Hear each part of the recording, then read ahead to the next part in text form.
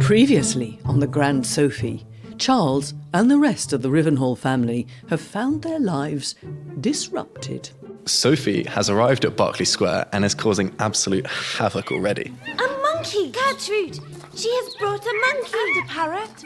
Are you She's brought a load of animals into the house, she's stolen my horses and run around with them, and she's planning a massive party without having told anyone. We will go and order the cards. I imagine we shall not need more than 500. As a result, Charles is furious and has headed to his fiancée's house for a little calm down.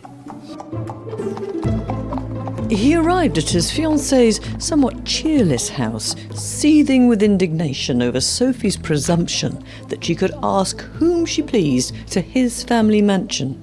But he was of a thankless and perverse disposition, and when he found that Eugenia shared his sentiments about Sophie, I completely agree with you, Charles. I find her behaviour utterly reprehensible. Your poor mamma! he rapidly changed his tune. Mamma adores her.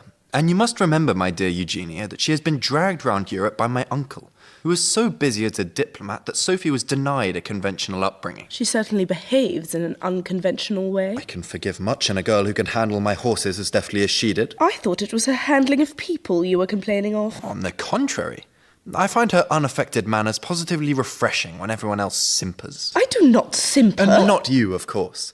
I meant the young girls one meets nowadays. I'm sorry, Charles, but to drive about the city entirely unattended... That was in some sort my fault. I did put her back up. But she controlled my greys fresh as they were, which shows she's a capital whip. Still, I'm not going to let her have her own carriage while she's in my mother's charge. Good God, we never know from one moment to the next where she was. For if I know anything of my abominable cousin, driving decorously around the park would not do for her at all. Your composure does you great credit, my dear Charles. Even though she put me in a thundering rage. To drive a gentleman's horses without his leave is not conduct I can condone. Even I have never requested you let me take the reins. I trust you never will, for I should certainly refuse such a request. What do you mean? My dear Eugenia, you could never hold my horses. If Eugenia hadn't been so well bred, she would have returned a pretty hot rejoinder to this tactless remark, for she prided herself a little on her handling of the ribbons. As it was, she was obliged to pause for a moment before saying anything, during which brief time she resolved to demonstrate to Charles and his objectionable cousin that a lady reared on the strictest principles of propriety could be quite as notable a horsewoman as any hoyden who'd spent her girlhood junketing about the continent. If your cousin cares for such things, perhaps she would like to ride with me one afternoon in the park. That will divert her thoughts from such foolish notions as setting up her own carriage. Let's make up a party, Charles. I know your sister Cecilia is not fond of the exercise, but my brother Alfred, Who Charles, being an intolerant man, generally avoided. would be pleased to join me, and you may bring your cousin. Shall we say tomorrow? That's very handsome of you, Eugenia. I'm much obliged to you. You know I try to assist you in all things, Charles. And I know that I can rely on you in every predicament. Oh, Charles, would that circumstances allowed us to marry at once. When the invitation was conveyed to Sophie, she accepted it immediately and appeared on the following afternoon in a tightly fitting habit of pale blue cloth with epaulets and frogging like a hussar's, narrow lace ruffles at the wrists and a tall crowned hat with a plume of curled ostrich feathers, which made Charles's sister Cecilia exclaim, Oh, Sophie, you look so beautiful. Doesn't she, Charles? I'm no judge of such matters, but I am a fair judge of horseflesh, and I have to say, Sophie, that your horse is magnificent. I can see why young Hubert went into raptures. I'm glad you approve, Charles. Salamanca is indeed magnificent, but you have to know how to manage him. Let me just indulge his playfulness. I beg pardon. Shall we go to the park? Good day to you, Miss Stanton Lacy. May I introduce you to my brother Alfred? How to do? That's quite a horse.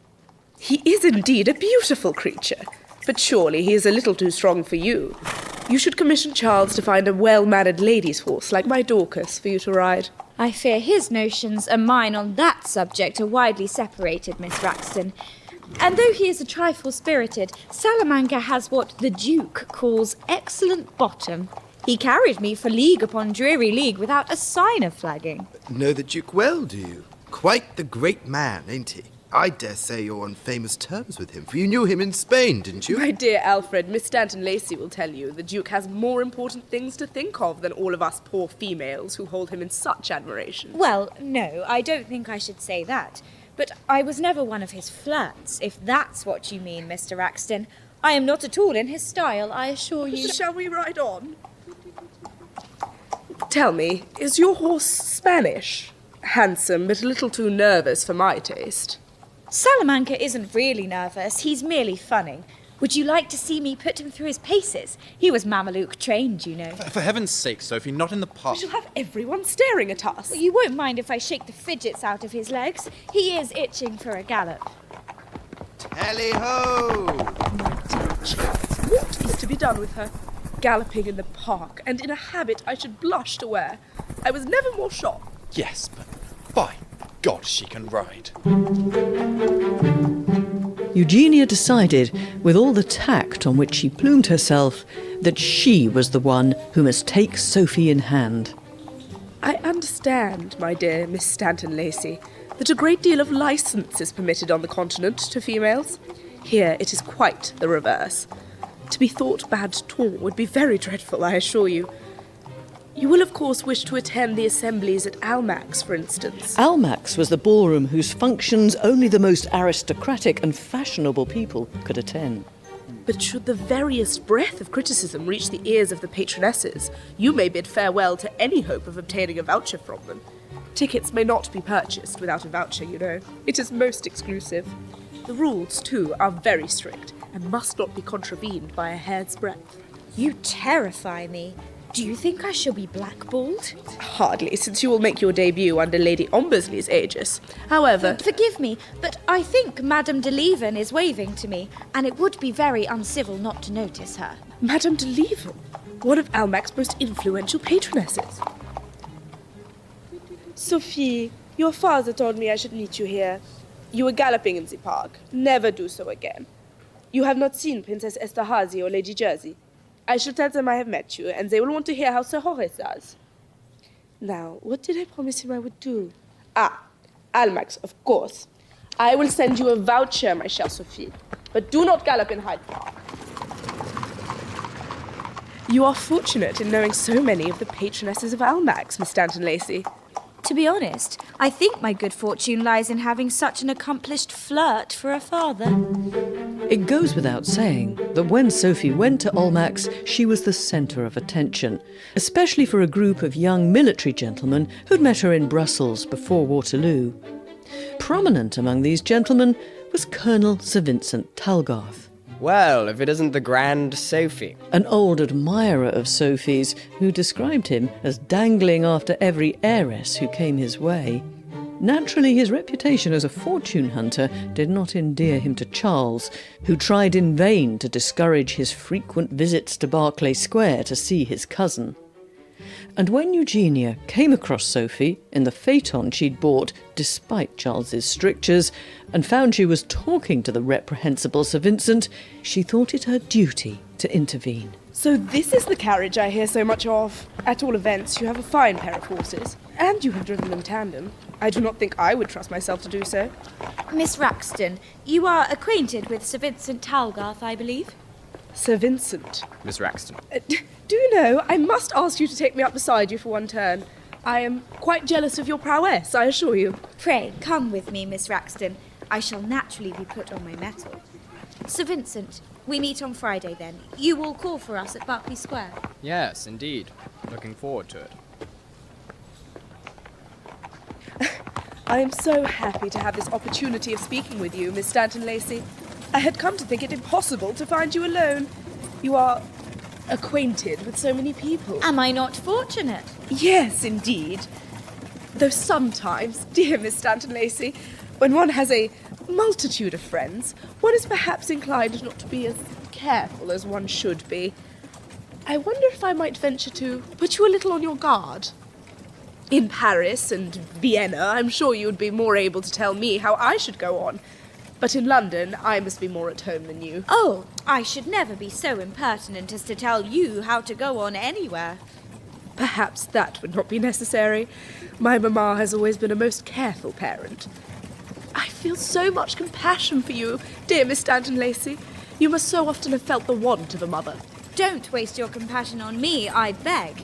I never wanted a mother while I had Sir Horace. Gentlemen are not the same. An unarguable statement. How do you like my bays? Will you allow me to speak without reserve?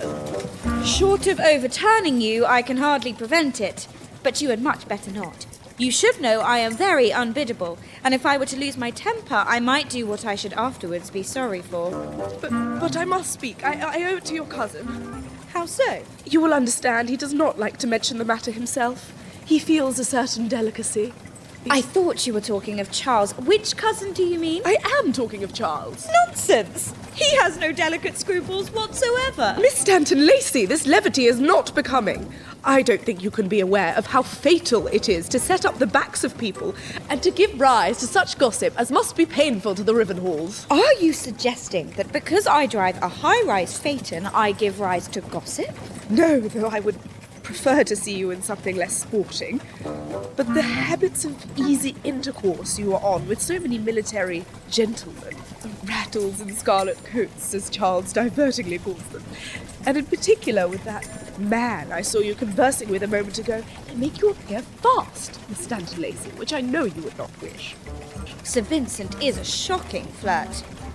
Did Charles desire you to warn me against all these rattles? Not precisely, no, but we have spoken about it, and I know what his sentiments are. Do you think you are wise to be seen in my company, Miss Raxton? Now you are quizzing. I am only afraid you may suffer for being seen in such a vehicle as this, and with so fast a female. Perhaps it might be thought a little odd in me, for I do not drive myself in London. But I think my character is sufficiently well established to make it possible for me to do, if I wished, what others might be imprudent to attempt. So if I were to do something outrageous while in your company, would your credit be good enough to carry me off? Let us say my family's credit, Miss Stanton Lacy. I venture to reply, without hesitation, yes. Capital! What are you about? I'm going to do what I've been wanting to do ever since I was told I must not, on any account. How glad I am you chose to drive with me. Please pull up your horses at once. I do not wish to drive through the streets. I wish to alight instantly. And walk unattended along Piccadilly? You cannot mean it. Stop! What a lot of traffic. Perhaps you had better not talk to me until I weave my way through all these carts and carriages. For heaven's sake, at least slacken your pace. I will when we come to the turning. Where are you taking me? Down St. James's. You will do no such thing. No lady would be seen driving there amongst all the clubs. You would be the object of every town saunterer. You must stop this instant. I want to see this bow window in whites that I hear so much of, and all the dandies who sit there. Are you able to point out the various clubs? Shall we recognise White's, or are there other houses with bow windows? You are not serious. Of course, I should not have dared to do it without you sitting beside me to lend me credit. I dare say yours is great enough to make this quite a fashionable drive for ladies. No argument that Miss Raxton advanced had the power to move Sophie, who drove on inexorably. Eugenia thought of jumping from the phaeton, but that was too dangerous. Had she a veil, or even a parasol, she might have covered her face and hoped to escape recognition, but she had neither, and was obliged to sit bolt upright, staring rigidly ahead for the whole length of that disgraceful street. She did not utter another word until the horses swung round into Pall Mall, when she said in a low voice, unsteady with rage, I will never forgive you. Never. Shall I set you down now? If you dare abandon me in this locality... I will drive you to Berkeley Square. I don't know whether you will find my cousin at home at this hour, but at all events you may complain of me to my aunt, which I'm sure you must be longing to do. Do not speak to me.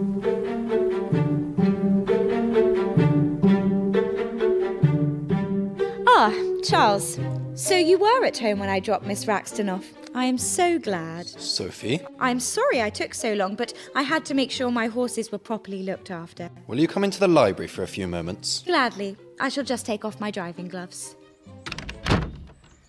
Cousin, what in God's name possessed you? hasn't Miss Raxton told you? I have realised an ambition. You must be mad. Don't you know how improper it was of you to do such a thing? Indeed I knew, and I should never have dared to do it without the protection of Miss Raxton's presence. She assured me that even though I did something outrageous in her company, her credit was good enough to carry me off. She cannot have said such a thing. No? Have it as you will. What reason had you for causing her such mortification? I will leave her to tell you what she chooses. I have said too much already, and I do not like talebearers. My actions are no concern of yours, Cousin Charles, much less Miss Raxton's. What you have just done is very much her concern. True. I stand corrected. It is also my concern to see that you come to no harm while you are a guest in this house. My dear Charles, I am past praying for, intimate as I am with rakes and rattles. Who said that? You, I understand, but you had too much delicacy to say it to my face. You should have known better than to think I should listen meekly to Miss Raxton, however. And you should know better than to imagine I would deliver my strictures through Miss Raxton, or anyone else. Oh, be quiet. Can't you see that I am too angry to talk with any moderation? My wretched tongue. It can indeed be wretched. You did discuss me with Miss Raxton, did you not? Whatever I may have said, I did not mean to be repeated. It was extremely improper of me to have criticised you to her, and I beg your pardon. Now I am disarmed. How provoking of you. Why couldn't you have flown into one of your rages? You are so disobliging. I apologise once more. Was it so very bad to have driven down St. James's Street? You knew it was, for Miss Raxton told you so. You've caused her a great deal of distress, Sophie. Oh dear. I do such dreadful things when I lose my temper. Very well, it was wrong of me. Must I beg her pardon? You must see that you owe her an apology. If anything she may have said angered you, at least she had no such intention. She meant nothing but kindness and is very much upset by the outcome. I am to blame for having led her to suppose that I wished her to take you to task. That's very handsome of you, Charles. I am sorry. I have created an uncomfortable situation. Where is Miss Raxton? In the drawing room? Take me up to her then, and I will do what I may to mend things. Thank you. Allow me. Miss Raxton, I am very sorry. What I did was shocking conduct, and I beg your pardon. Will you forgive me?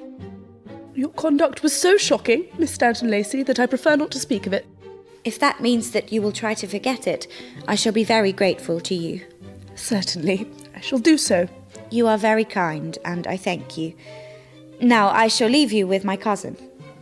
If anyone should mention it to me, I shall say that having bought those bays against my advice, you were well served, for they got away with you. Huh! But I hope you will do whatever you can to undo any harm I may have caused. My dear girl, don't refine on it too much. There is no need, I assure you. Thank you, Charles. You were not very generous to Sophie, were you, Eugenia? I consider her behaviour unpardonable. Well, you don't need to tell me that. You made it plain enough. I did not think to hear you take her part against me, Charles. I'm not, but the fault wasn't all hers. What do you mean? You had no right to take her to task, much less to repeat whatever ill-considered words I may have uttered. As someone with a temper myself, I'm not surprised she was so angry. You do not seem to consider the agony of mortification I have been obliged to suffer, Charles. What would Mamma say if she knew? Enough, Eugenia, enough. You make too much of it. Let's for heaven's sake forget it. You are quite right. I have allowed myself to be too much moved. Please assure your cousin that I shall not think of the matter again. That's more like you. I knew I couldn't be mistaken in you. Come here. Next time on the Grand Sophie, Lady Ombersley, her family and various hangers-on visit the colourful Marchesa da Villa Cañas, to whom Sophie's father, Sir Horace, is engaged. But what befalls the unfortunate Eugenia in the Bluebell Wood, and who comes to her rescue? Find out in episode 3. Subscribe at thegrandsophie.co.uk or in any of your usual podcast apps.